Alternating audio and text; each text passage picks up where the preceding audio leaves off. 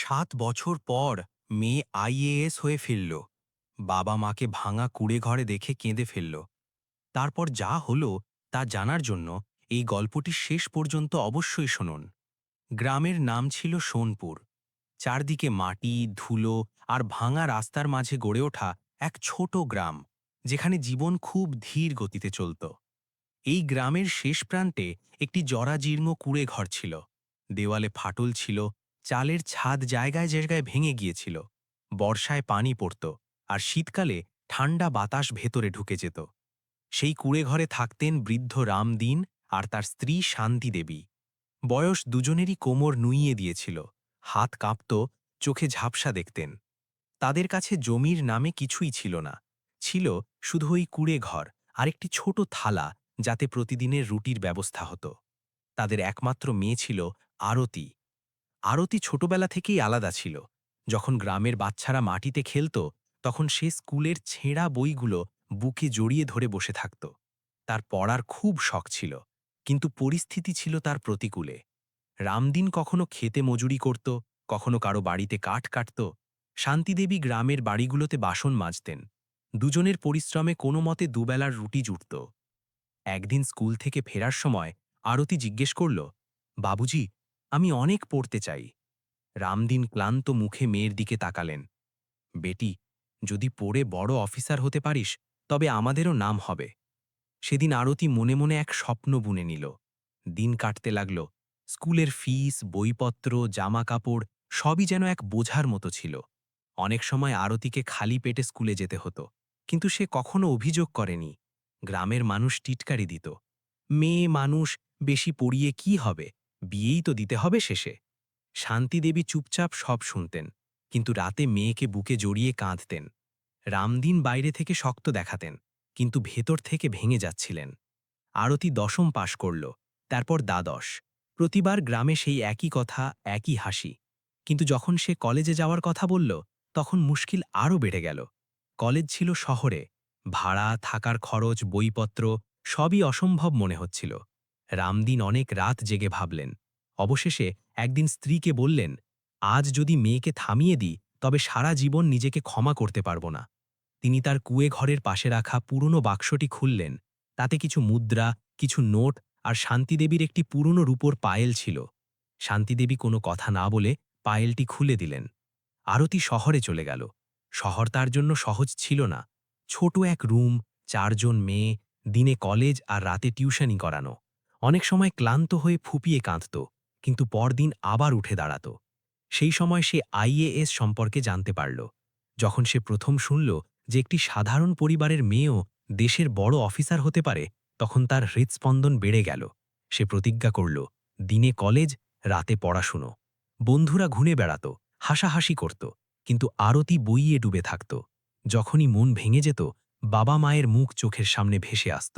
সেই কুঁয়ে ঘর, সেই ছেঁড়া দেওয়াল। গ্রামে পরিস্থিতি আরও খারাপ হচ্ছিল। রামদিনের শরীর খারাপ থাকতে শুরু করল। মজুরি কমে গেল। অনেকদিন এমন গেছে যখন উনুন জ্বলেনি। শান্তিদেবী গ্রামে আরও বেশি কাজ করা শুরু করলেন। অনেক সময় আরতি বাড়ি থেকে ফোন পেত, বেটি, সব ঠিক আছে, তুই পড়াশোনায় মন দে। কিন্তু কণ্ঠস্বর কেঁপে যেত। একদিন রামদিন খুব অসুস্থ হয়ে পড়লেন। আরতি দৌড়ে গ্রামে এলো। কুঁড়ে ঘরে শুয়ে থাকা বাবাকে দেখে তার বুক ফেটে গেল। ডাক্তার ওষুধ লিখে দিলেন, কিন্তু ওষুধের টাকা ছিল না। আরতি নিজের বই বিক্রি করল, কিছু বন্ধুদের থেকে ধার নিল। সেদিন রাতে বাবার পাশে বসে সে বলল, বাবুজি, আমি অফিসার হয়ে ফিরব, আপনাকে এই অবস্থায় রাখব না। রামদিন মেয়ের মাথায় হাত দিয়ে বললেন, শুধু পরিশ্রম কর মা, আমরা এভাবেই বেঁচে থাকব। আরতি আবার শহরে ফিরল। সেদিনের তর তার পড়াশুনো আরও কঠিন হয়ে উঠল। প্রথমবার পরীক্ষায় ফেল, দ্বিতীয়বার আবার ফেল। প্রতিবার সমাজের সেই একই কথা, দেখে নিলে তো বেশি পড়ার ফল। কিন্তু আরতি থামেনি। 7 বছর কেটে গেল। এই 7 বছরে গ্রাম বদলে গেল, কিন্তু কুঁড়ে ঘর বদলাল না। বাবা মা বৃদ্ধ হয়ে গেছেন, হাতে শক্তি নেই। আর একদিন শহরে একটি সংবাদপত্রের শিরোনাম হল, এক গরিব কৃষকের মেয়ে হল আইএএস। আরতির নাম ছাপা হয়েছিল। সেদিন তার চোখের জল থামছিল না। কিন্তু তার মনে একটাই প্রশ্ন ছিল, বাবা মা এখন কেমন আছেন?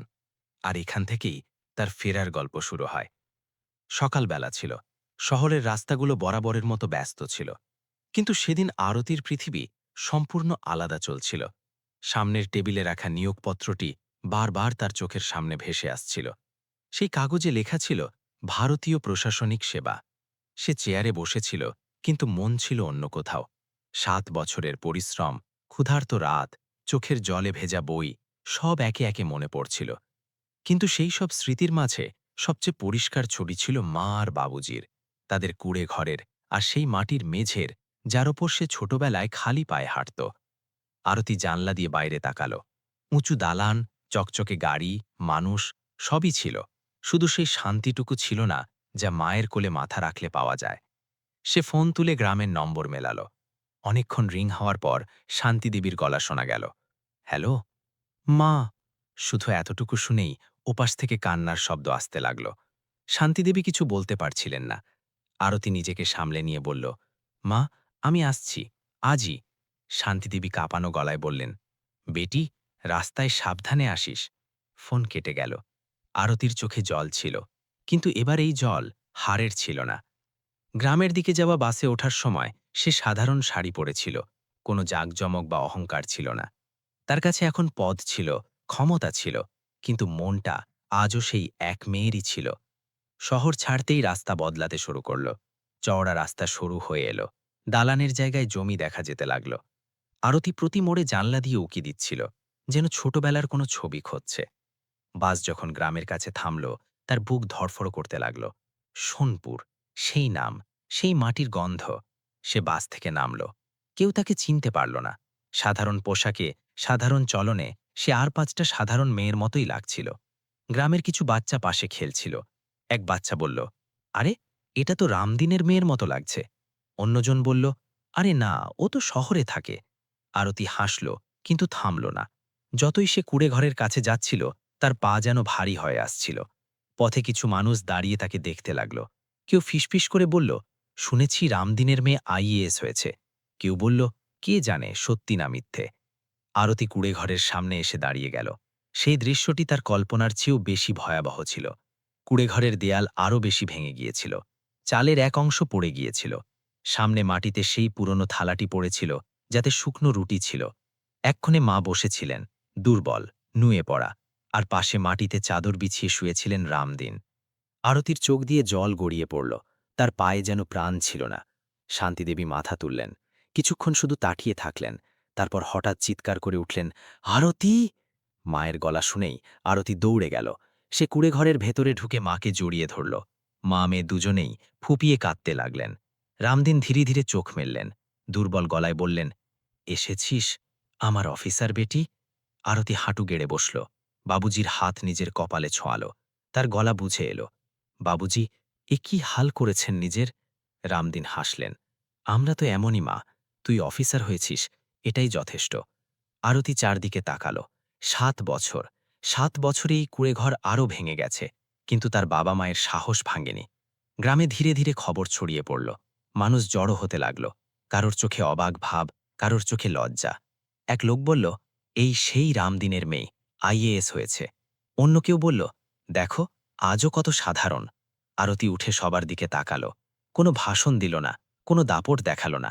সে শুধু মায়ের পাশে বসে তার মাথায় হাত বুলিয়ে দিতে লাগল। কিছুক্ষণ পর একটি সরকারি গাড়ি এসে থামল। ড্রাইভার নামল, পেছনে কিছু পুলিশও ছিল। গ্রামবাসীদের মধ্যে শোরগোল পড়ে গেল। শান্তিদেবী ভয় পেয়ে গেলেন। বেটি, এরা কেন এসেছে? আরতি ধীরে ধীরে বলল, মা, ভয় পাওয়ার দরকার নেই। ড্রাইভার এগিয়ে এসে বলল, ম্যাডাম, আপনাকে নিতে পাঠানো হয়েছে। আরতি শান্ত স্বরে বলল, এখন না, আগে আমার বাবা মা। সে পাশে দাঁড়িয়ে থাকা ডাক্তারকে ডাকল। রামদিনের চিকিৎসা শুরু হলো, ওষুধ দেওয়া হলো। শান্তিদেবীরও পরীক্ষা হলো। গ্রামের মানুষ সব দেখছিল। যারা একসময় টিটকারি দিত, তারা আজ চুপ। আরতি কুঁড়ে ঘরের বাইরে দাঁড়িয়ে সেটা দেখছিল। তার চোখে জল ছিল। সে মনে মনে বলল, আমি অফিসার হয়েছি ঠিকই, কিন্তু সবার আগে আমি একজন মেয়ে। সে সাথে আসা কর্মকর্তাদের বলল, এই কুঁড়ে ঘর আর এভাবে থাকা উচিত নয়। সবাই মাথা নাড়ল। সন্ধ্যা নেমে এলো। সূর্যের আলো কুঁড়ে ঘরের ভাঙা দেয়ালে পড়ছিল। আরতি মায়ের পাশে বসেছিল। শান্তিদেবী মেয়ের চুলে হাত বুলিয়ে দিয়ে বললেন, আমরা তো ভাবিওনি যে তুই সত্যি ফিরে আসবি। আরতির চোখ ভিজে এলো। মা, আমি যদি না ফিরতাম, তবে এই অফিসার হওয়া বৃথা ছিল। গ্রামের বাতাস আজ যেন অন্যরকম ছিল। মানুষের মনে কিছু একটা বদলাচ্ছিল। আর আরতির মনে একটাই কথা ছিল, এখন আসল লড়াই শুরু হলো। পরদিন সকালে গ্রামে হালকা চাঞ্চল্য ছিল। সূর্য উঠে গিয়েছিল, কিন্তু সোনপুরের গলিতে আজ অন্য এক আমেজ ছিল। মানুষ ঘর থেকে বাইরে বেরিয়ে আসছিল, একে অপরের সাথে নিচু গলায় কথা বলছিল। সবার নজর সেই ভাঙা কুড়ে ঘরের দিকেই যাচ্ছিল, যেখানে এখন এক আইএএস অফিসারের বাবা মা থাকেন। রাতের চিকিৎসার পর রামদিনের অবস্থা কিছুটা ভালো ছিল। তিনি কুড়ে ঘরের বাইরে চারপাইতে শুয়েছিলেন। শান্তিদেবী পাশে বসেছিলেন, বারবার মেয়ের দিকে তাকাচ্ছিলেন, যেন বিশ্বাসই করতে পারছেন না যে আরতি সত্যি সামনে বসে আছে। আরতি সকালে খুব তাড়াতাড়ি উঠে গিয়েছিল। সে কুড়েঘর থেকে কিছুটা দূরে দাঁড়িয়ে গ্রামটিকে দেখছিল। সেই জমি, সেই কাঁচা রাস্তা, সেই মাটি। কিন্তু এখন তার নজর ছিল আলাদা। এখন সে শুধু মেয়ে ছিল না, এখন সে এক দায়িত্বও ছিল। গ্রামের প্রধানকে ডাকা হলো। পঞ্চায়েতের কিছু সদস্য এলেন। সরকারি কর্মীরাও পৌঁছালেন। মানুষ দূরে দাঁড়িয়ে সব দেখছিল। কারো সাহস ছিল না যে সামনে এসে কথা বলে। যারা একসময় রামদিনকে নিচু নজরে দেখত, আজ তারাই মাথা নিচু করে দাঁড়িয়েছিল। প্রধান ধীরে ধীরে বললেন, ম্যাডাম, আমরা জানতাম না যে অবস্থা এতটা খারাপ। আরতি শান্ত স্বরে উত্তর দিল, জানার দরকার ছিল না, দেখার দরকার ছিল। প্রধানের কাছে কোনো উত্তর ছিল না। আরতি কুড়ে ঘরের দিকে ইশারা করল। এই অবস্থায় কোনো মানুষ কিভাবে থাকতে পারে? এটা শুধু আমার বাবা মায়ের প্রশ্ন নয়, এটা পুরো গ্রামের প্রশ্ন। পঞ্চায়েতের লোকেরা একে অপরের দিকে তাকালো। আরতি মাটিতে বসে এক মুঠো মাটি তুলল। এই মাটিই আমাকে তৈরি করেছে। যদি এই মাটিই আমার বাবা মাকে গ্রাস করতে শুরু করে, তবে অফিসার হয়ে লাভ কি? তার গলায় কোনো রাগ ছিল না, ছিল শুধু সত্য। সেই দিনই আদেশ জারি হলো। প্রধানমন্ত্রী আবাস যোজনার অধীনে রামদিন আর শান্তিদেবীর নামে ঘর মঞ্জুর হলো। গ্রামের মানুষ প্রথমবার দেখল যে কোনো অফিসার না চিল্লাইয়ে না ধমকিয়েও কাজ করাতে পারেন। ঘর তৈরির কাজ শুরু হলো। পুরনো কুড়ে ঘরটি ভেঙে ফেলা হলো। যখন দেয়াল ভেঙে পড়ল, শান্তিদেবীর চোখ ভিজে এলো। আরতি মায়ের হাত ধরল। মা, এই দেয়ালগুলো ভাঙছে, কিন্তু আপনাদের জীবন নয়। রামদিন কাঁপানো গলায় বললেন, এই কুড়ে ঘর আমাদের অনেক কিছু দিয়েছে, কিন্তু এখন একে যেতে দাও। ইট আসতে লাগলো, সিমেন্ট, রড, মিস্ত্রি সবই এলো। গ্রামের মানুষ রোজ এসে দেখত। কিছু মানুষ মনে মনে জ্বলছিল। এক লোক বলল, আমাদের জন্য কখনো কোনো সুযোগ এলো না। অন্যজন বলল, কারণ আমাদের মেয়েরা অফিসার হয়নি। এই কথা আগুনের মতো ছড়িয়ে পড়ল। গ্রামের মেয়েরা আরতিকে দেখতে আসতে লাগল। কেউ চুপচাপ দাঁড়িয়ে থাকত, কেউ জিজ্ঞেস করত, দিদি, অফিসার হওয়া কি খুব কঠিন? আরতি হেসে বলত, কঠিন তো বটেই, কিন্তু অসম্ভব নয়। সে প্রতিদিন সন্ধ্যায় বাচ্চাদের সাথে বসতে লাগল, কখনো গাছের নিচে, কখনো নির্মাণাধীন ঘরের পাশে। সে নিজের গল্প শোনাত না, সে তাদের গল্প শুনত। এক মেয়ে বলল, দিদি, আমাদের তো পড়তে দেয় না। আরতি ধীরে ধীরে বলল, আগে নিজেকে পড়তে দাও, পৃথিবী নিজে থেকেই পথ করে দেবে। গ্রামে ধীরে ধীরে পরিবর্তন দেখা দিতে লাগল। মানুষ মেয়েদের স্কুলে পাঠাতে শুরু করল। মায়েরা তাদের ভয়গুলো মন খুলে বলতে লাগল। কিন্তু প্রতিটা গল্পেরই একটা অন্ধকার দিক থাকে। গ্রামের কিছু প্রভাবশালী লোক রেগেছিল। তাদের এসব ভালো লাগছিল না। একজন বলল, আজের বাবা মায়ের ঘর হয়েছে, কাল আমাদের জমি ছিনিয়ে নেবে। অন্যজন বলল, বড় বেশি অফিসার হয়েছে। এক রাতে ঘর তৈরির সময় রড চুরি হয়ে গেল, কাজ বন্ধ হয়ে গেল। শান্তিদেবী ভয় পেয়ে গেলেন, বেটি, তুই কি কোনো বিপদে পড়ে যাবি? আরতি মাকে দেখল। মা, সত্যির পক্ষে বাধা আসবেই। সে কোনো শোরগোল না করে তদন্ত করালো। চোর সেই বেরোল যে সবচেয়ে বেশি কথা বলছিল। আইনি ব্যবস্থা নেওয়া হলো। কোনো লোক দেখানো কাজ নয়, কোনো প্রতিশোধ নয়। গ্রামবাসীরা প্রথমবার দেখল আইন কেমন হয়। রামদিন রোজ অসমাপ্ত ঘরটি দেখতেন। তার চোখে উজ্জ্বলতা ফিরে আসছিল। তিনি এখন চারপাই থেকে উঠে বসতে পারছিলেন। একদিন তিনি আরতিকে বললেন, বেটি, আমরা তো শুধু চেয়েছিলাম তুই যেন খুশি থাকিস। আরতির চোখ ভিজে এলো। বাবুজি, আপনাদের খুশির চেয়ে বড় কোনো চেয়ার নেই আমার। ঘর ধীরে ধীরে আকার নিতে লাগল। দেওয়াল দাঁড়িয়ে গেল, ছাদ ঢালাই হল। যে জায়গায় একসময় জল পড়ত, সেখানে এখন আলো ভরে উঠছে। গ্রামের মহিলারা একদিন শান্তিদেবীর কাছে এলেন।